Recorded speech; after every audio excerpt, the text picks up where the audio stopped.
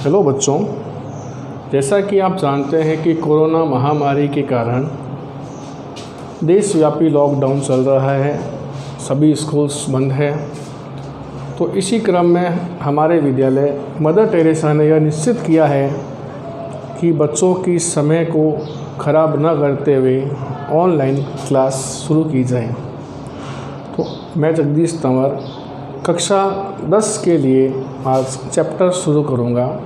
व्रत, उसकी परिधि, क्षेत्रफल, त्रिज्याखंड, व्रतखंड। तो आपको एक काम करना ज़रूरी है कि मैं जो भी आपको पढ़ा रहा हूँ उसको आप एक कॉपी में नोट करें और जो नियम सूत्र बताए जा रहे हैं उनका घर पे अध्ययन करें और उसकी एक फ़ोटो लेकर हमें सेंड करें ताकि हमें यह पता लग सके कि कौन से छात्र ने कौन सा कार्य किया है। ठीक है, ओके, शुरू करते हैं अपन आज इसी बारे में। व्रत की परिधि, व्रत क्या होता है, परिधि क्या होती है, परिमाप क्या होता है, सब जानकारी प्राप्त करेंगे। सबसे पहले देखिए, ये अपन ने बनाया व्रत बना लिया। ये क्या हो गया, इसे क्या बोलते हैं? इसे बोलते हैं व्रत का केंद्र। क्या बोलते हैं इसे? व्रत का केंद्र। ध्यान रहे, इसे व्रत का केंद्र बोलते हैं। ये क्या होता है? व्रत का केंद्र होता है। क्या बोलते हैं इसे? व्रत का केंद्र। हो गया। अब ये जो वर्ताकार हिस्सा है, जो वर्ताकार भाग है, इसको बोलते हम परिधि। ये होता है व्रत की परिधि। क्या बोलते हैं इसको अपन? व्रत की परिधि। ध्यान रखना, ये जो हिस्सा है केंद्र है, जो बाहर का हिस्सा है वो क्या कहलाता है? परिधि कहलाता है। अब परिधि जैसे कि कोई व्यक्ति यहाँ से चलना शुरू करता है और ऐसे घूमते हुए वापस उसी स्थान पर उसी चक्र में आ जाता है, तो उसने पूरा चक्कर पूरा कर लिया। तो परिधि क्या हो गया? परिधि हो गया हमारे एक चक्कर में तय की गई दूरी।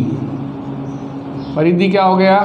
एक चक्कर में तय की गई दूरी। क्वेश्चन में पूछते हैं, जैसे 550 चक्कर लगाने पर 100 मीटर दूरी तय की या 1000 मीटर दूरी तय की, तो 550 चक्कर की बात कर रहा है तो हम उसमें ज्ञात करते हैं एक चक्कर। तो एक चक्कर में क्या हो गया? वो एक चक्कर क्या हो गई? परिधि हो गई। जैसे ही हमने एक चक्कर की दूरी ज्ञात की, वो क्या बन गई? परिधि बन गई। आगे बात समझ में? एक चक्कर में तय की गई दूरी क्या बन गई? परिधि बन गई। एक चक्कर में तय की गई दूरी क्या बन गई? परिधि। परिधि क्या होती है? व्रत की परिधि, एक चक्कर में तय की गई दूरी। ओके, अब देखो, ये जो अंदर का हिस्सा है, ये किस में काम आता है? क्षेत्रफल में काम आता है। ये किस में काम आता है? क्षेत्रफल में। जो अंदर का भाग है वो क्या हो गया? क्षेत्रफल। जो बाहर का इस वर्ताकार हिस्सा वो क्या हो गई? परिधि। बाहर का हिस्सा है वर्ताकार, वो क्या हो गई? परिधि। और अंदर का हिस्सा वो क्या हो गया? क्षेत्रफल। आगे बात समझ में। अब बात करते हैं त्रिज्या की। त्रिज्या क्या होती है? त्रिज्या हमेशा व्रत के केंद्र से शुरू होती है और परिधि पर आकर ख़त्म हो जाती है।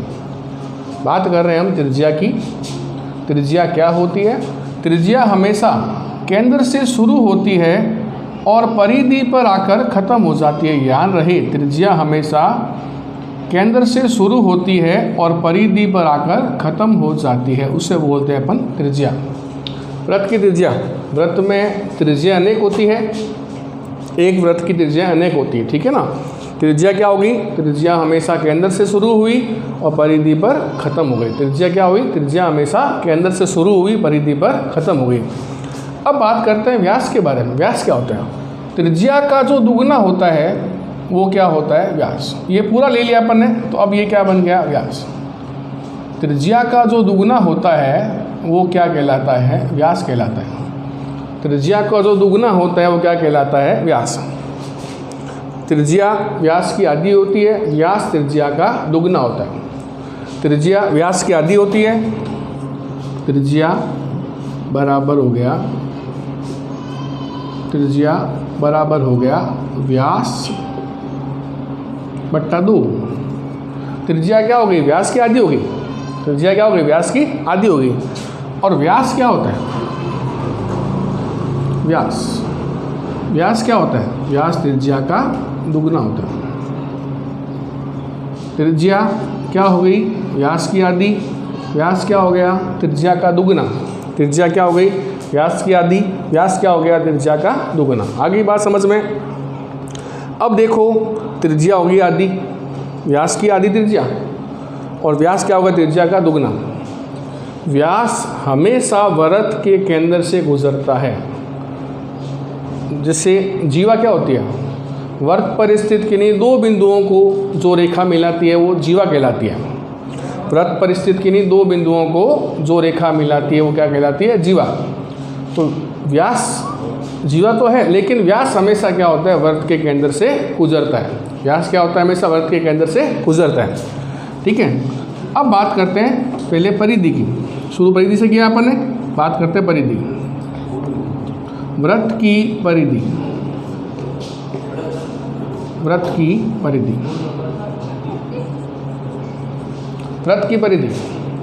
परिधि क्या होती है? वृत्त की परिधि होती है 2 पाई r। वृत्त की परिधि क्या होती है? 2 पाई r। क्वेश्चन पूछ ले, अगर परिधि ज्ञात करो, छोटा क्वेश्चन 1 नंबर आ गया, मान लो क्वेश्चन पूछ लिया अपने को कि वृत्त की परिधि ज्ञात करो, तो वृत्त की परिधि क्या होती है? वृत्त की परिधि होती है 2 पाई r। वृत्त की परिधि क्या होती है? 2 पाई r। वृत्त की परिधि क्या होती है? 2 पाई r। ध्यान रहे इस बात का। अब मान लो क्वेश्चन में आपको लिखा हुआ आ गया कि वृत्त की परिधि दी हुई है, वृत्त की परिधि दी हुई है और आपको त्रिज्या ज्ञात करनी है। परिधि दी हुई है और ज्ञात क्या करनी है? त्रिज्या। परिधि दी हुई है और त्रिज्या ज्ञात करनी है। तो परिधि दी हुई है, ज्ञात क्या करनी है? त्रिज्या। तो वृत्त की त्रिज्या, वृत्त की त्रिज्या ज्ञात करनी किससे? परिधि से ज्ञात करनी है। वृत्त की त्रिज्या ज्ञात करनी किससे ज्ञात करनी है? परिधि से। तो त्रिज्या कैसे आएगी? त्रिज्या आएगी परिधि,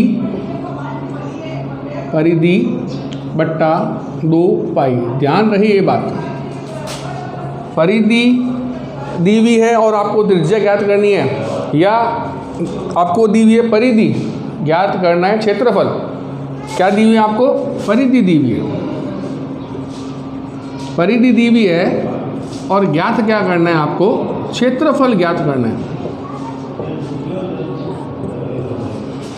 दी हुई क्या है? परिधि, ज्ञात क्या करना है? क्षेत्रफल। तो इन दोनों के बीच में पहले क्या चाहिएगी आपको? क्या चाहिएगी पहले? त्रिज्या। तो परिधि से पहले क्या ज्ञात करोगे? त्रिज्या। और त्रिज्या से क्या ज्ञात करोगे? क्षेत्रफल। परिधि से ज्ञात क्या करोगे? पहले त्रिज्या। त्रिज्या से क्या आएगा? क्षेत्रफल। तो ज्ञात क्या करनी है? दी हुई क्या है? परिधि। क्या दी हुई है? परिधि। ज्ञात क्या करनी है आपको? पहले त्रिज्या। कैसे आएगी? परिधि बट्टा 2 पाई। इससे क्या आ जाएगी आपकी? त्रिज्या आ जाएगी ना, आगे त्रिज्या। अब त्रिज्या से ज्ञात क्या करना है? क्षेत्रफल। कैसे करोगे? पाई r स्क्वायर, जो भी बताएंगे आपके बाद में। तो जब भी परिधि से त्रिज्या निकालनी हो क्या करोगे? परिधि बटा 2 पाई करेंगे। और क्षेत्रफल निकालना है तो पहले क्या चाहिए अपने को? त्रिज्या चाहिए। पाई r स्क्वायर होता है इसका। अब करते हैं बात क्षेत्रफल की। ये किया परिधि का। परिधि क्या होगी? 2 पाई r होगी। परिधि क्या होगी? 2 पाई r। त्रिज्या ज्ञात करनी है किससे? परिधि से। त्रिज्या निकालें किससे? परिधि से। कैसे निकालोगे? परिधि बट्टा 2 पाई। अब बात करते हैं क्षेत्रफल की। वृत्त का क्षेत्रफल, वृत्त का क्षेत्रफल। क्षेत्रफल ज्ञात करना है, कैसे करोगे? पाई r स्क्वायर। ये क्या होता है? वृत्त का क्षेत्रफल। क्या होता है? पाई r स्क्वायर। वृत्त का क्षेत्रफल क्या होता है? पाई r स्क्वायर। याद क्या करना है? वृत्त का क्षेत्रफल क्या लगाओगे सूत्र? पाई r स्क्वायर। हो गया। अब त्रिज्या निकालनी है आपको, क्षेत्रफल से निकालनी है। वृत्त की त्रिज्या, त्रिज्या ज्ञात करनी है, किससे करनी है? क्षेत्रफल से। यहाँ किससे की थी अपन ने? परिधि से। यहाँ की थी अपन ने किससे की थी? परिधि से। परिधि बटा 2 पाई। अब ज्ञात क्या करनी है? त्रिज्या ज्ञात करनी है। किससे करनी है? क्षेत्रफल से करनी है। तो वृत्त की त्रिज्या कैसे करोगे? रूढ़ वृत्त का क्षेत्रफल बट्टा पाई। ध्यान रहे, 2 भाग पूरे हो गए हमारे। पहला भाग क्या था? वृत्त की परिधि। वृत्त की परिधि क्या होती है? 2 पाई r। त्रिज्या ज्ञात करनी है किससे?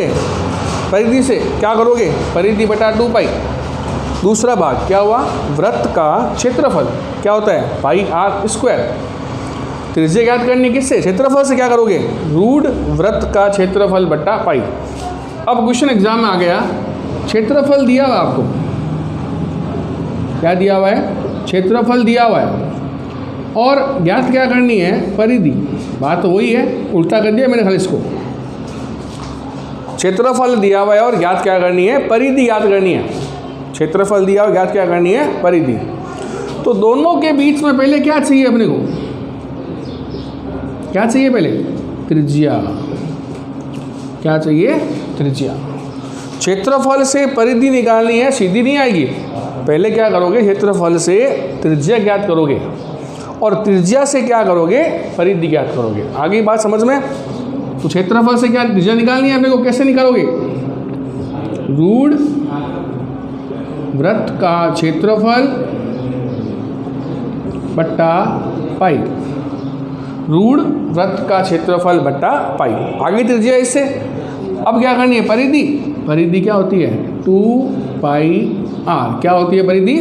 2 पाई r। समझ आ गई मेरी बात? पहले क्या किया अपन ने? वापस देख लो। केंद्र आ गया, केंद्र। परिधि। परिधि क्या हो गई? एक चक्कर में तय की गई दूरी। परिधि क्या हो गई? एक चक्कर में तय की गई दूरी। त्रिज्या। त्रिज्या क्या हो गई? व्यास बट्टा 2। अगर व्यास दिया हुआ है, त्रिज्या निकालनी है, कैसे निकालोगे? त्रिज्या कैसे आएगी? व्यास बट्टा 2। त्रिज्या कैसे आएगी? व्यास बट्टा 2। त्रिज्या आ गई इससे।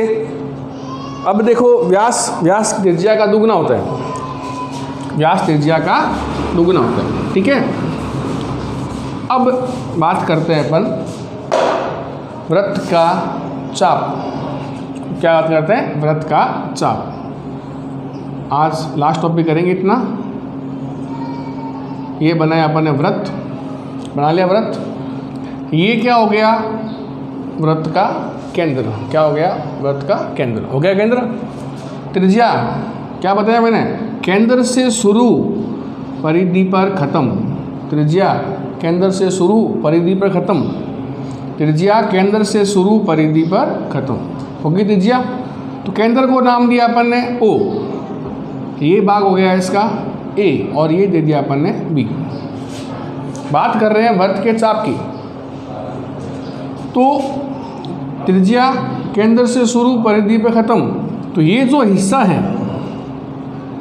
ये हिस्सा क्या कहलाता है? वृत्त का चाप कहलाता है। ये हिस्सा है, क्या कहलाएगा? वृत्त का चाप। क्या बोलते हैं इसको अपन? वृत्त का चाप। ठीक है, इसको बोलते हैं वृत्त का चाप। ये हिस्सा क्या कहलाएगा? वृत्त का चाप। क्वेश्चन पूछते हैं आपको, चाप की लंबाई ज्ञात करो। चाप की लंबाई ज्ञात करो। चाप की लंबाई, सूत्र होता है इसका। चाप की लंबाई क्या होती है? चाप की लंबाई होती है पाई r थीटा बट्टा 180। चाप की लंबाई क्या होती है?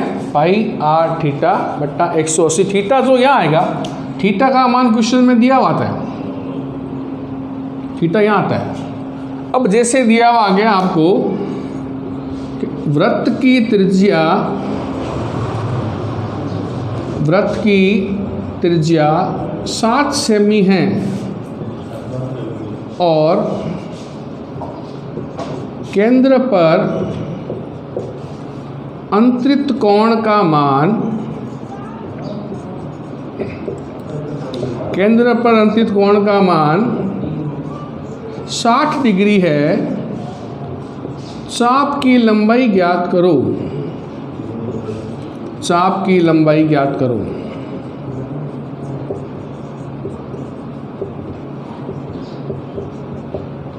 वृत्त की त्रिज्या 7 सेमी है और केंद्र पर अंकित कोण का मान 60 डिग्री है। चाप की लंबाई ज्ञात करनी है। ज्ञात क्या करनी है? चाप की लंबाई। सबसे पहले त्रिज्या, वृत्त की त्रिज्या, त्रिज्या कितनी है? 7 सेमी। त्रिज्या कितनी है? 7 सेमी। अब देखो ये कह रहा है केंद्र पर अंतरित कोण का मान 60 डिग्री है। ये क्या है? थीटा का मान है। थीटा का मान कितना हो गया? 60 डिग्री हो गया। त्रिज्या आ गई 7 सेमी, थीटा आ गया 60 डिग्री। ज्ञात क्या करना है? चाप की लंबाई। तो चाप की लंबाई, चाप की लंबाई सूत्र क्या होगा इसका? पाई आर थीटा बट्टा 180। त्रिज्या दी हुई है और केंद्र पर अंतरित कोण का मान 60 डिग्री दिया हुआ है। त्रिज्या ये है हमारे पास 7 सेमी, ये हो गई 7 सेमी, ये हो गई। थीटा यहाँ आएगा, यहाँ 60 डिग्री हो गया। हो गया? तो चाप की लंबाई पाई आर थीटा बट्टा 180। चाप की लंबाई पाई आर थीटा बट्टा 180। अब पाई का मान 22 बट्टा 7 हो गया। त्रिज्या कितनी है? 7 हो गया। थीटा कितना है? 60। बट्टा में क्या लगा दूँ? बट्टा लगा दो 180। ठीक है। पाई का मान क्या आया? 22 बट्टा 7। त्रिज्या कितनी आ गई? 7। थीटा कितना है? 60। बट्टा क्या लगा दिया अपन ने? 180 लगा दिया। अब जो काटता है उसको काट लो। 7 से 7 काट दिया, 60 का पड़ा, 60 एकम 60, 60 दिया 180, कट गया ना। 7 7 कट गया आपस में, 60 से काटा 60 एकम 60, 60 दिया 180 हो गया। अब ऊपर क्या बच रहा है? 22 इंटू 1 बट्टा में क्या पड़ा है? 3। तो 22 एकम 22, 22 बट्टा 3 सेमी। ये क्या आ गई? चाप की लंबाई आ गई। क्या आ गई? ये चाप की लंबाई। तो अब ध्यान रहे, ऐसे क्वेश्चन बना के अपना आप करके देखो घर पे। ठीक है। ये त्रिज्या याद कर लो, परिधि याद कर लो, क्षेत्रफल याद कर लो, चाप की लंबाई, त्रिज्या खंड, वृत्त खंड, वो अब कल चैप्टर में करेंगे। ठीक है। ओके।